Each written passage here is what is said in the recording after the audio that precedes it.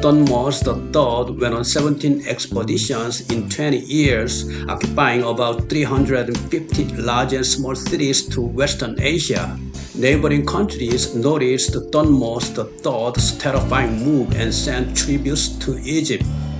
About 70 years passed, and Akhenaten ascended to the position of pharaoh in Egypt. His wife was Nefertiti, known for her gorgeous looks. Acknowledging this threat to his power, Akhenaten created a new god. That god was the sun god Aten. He completely corrupted the worship of Amun and maintained his power by making people believe in the god that he had created, Aten. His son Tutankhamun, who ascended to the throne after Akhenaten's death, brought back to the original Amun the face of the wind and restored the ancient religion. Unfortunately, Tutankhamun died at the young age of 18. The cause of death is presumed to be due to a genetic disease caused by incest. At that time, Egypt maintained the royal bloodline through inbreeding to keep the inheritance within the royal family. However, it is speculated that such inbreeding produced genetic defects, and the Tutankhamun was born with various deformities, including a congenital clubfoot. The disease made it very difficult for him to walk, and it is thought that he also has speech disorder due to a cleft palate. It is believed that the cause of his death was malaria combined with a weakened immune system. However, there are also theories that he was assassinated, evidenced by the fact that his skull was fractured. In 1922, a huge amount of relics were discovered in his tomb, which became hugely important. After Tutankhamun's death, Ramses II, the pharaoh who would bring about the heyday of the Egyptian kingdom, took the throne. He is known as one of the greatest and most powerful pharaohs in Egyptian history. He lived to the age of 90 and reigned for 60 years, prospering domestically and taking leadership in quelling civil wars and abroad as a hero of conquest, expanding Egypt's territories and securing many prisoners of war to use for slave labor. At that time, slaves were important property of the state because slave labor was needed for state-led construction and agriculture. In the past, even within a single family, people had to farm, so they preferred boys who worked well. To show off his fame, Ramses emphasized his greatness by erecting massive architecture and large sculptures. Also, at that time, Egypt had the best construction technology in the world. Using this technology, attempts had been made to build the Suez Canal since ancient times. If the canal had been built, it would have had a huge impact on the shipping industry because it would have allowed direct access from Europe to the Indian Ocean without going around the continent of Africa.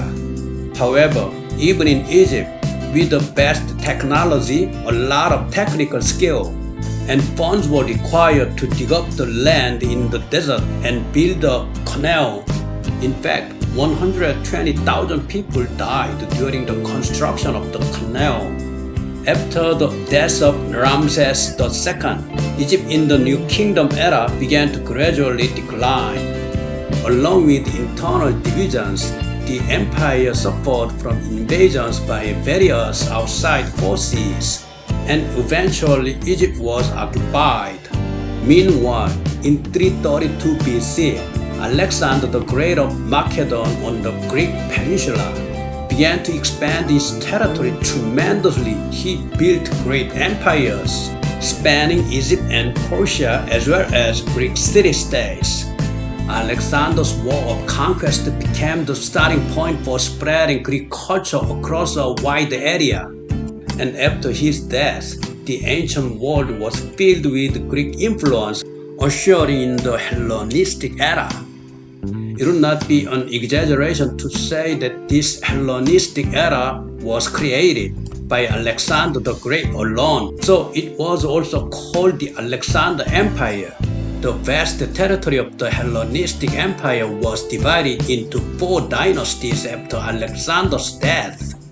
Among them, Egypt was ruled by the Ptolemaic dynasty. The Ptolemaic dynasty tried to succeed the pharaohs and maintain the existing Egypt in order for the Egyptians to rule easily. In other words, Ptolemaic lineage of Greek descent rather than pure Egyptian ascend to the position of pharaoh.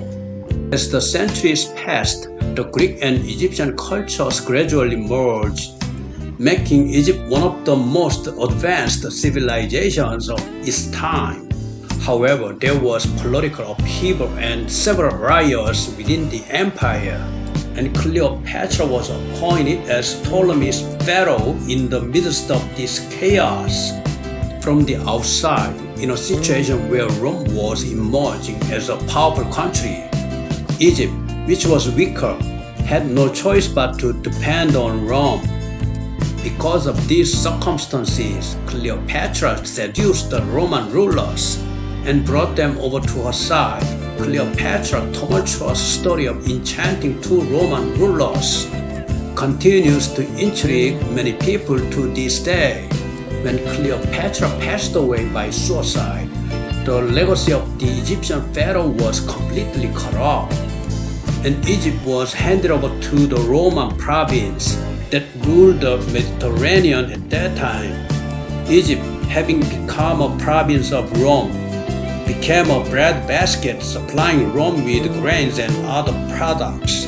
However, Egypt was still the center of Eastern trade and the most important place in the Mediterranean, so it was able to maintain its wealth even as a subject state.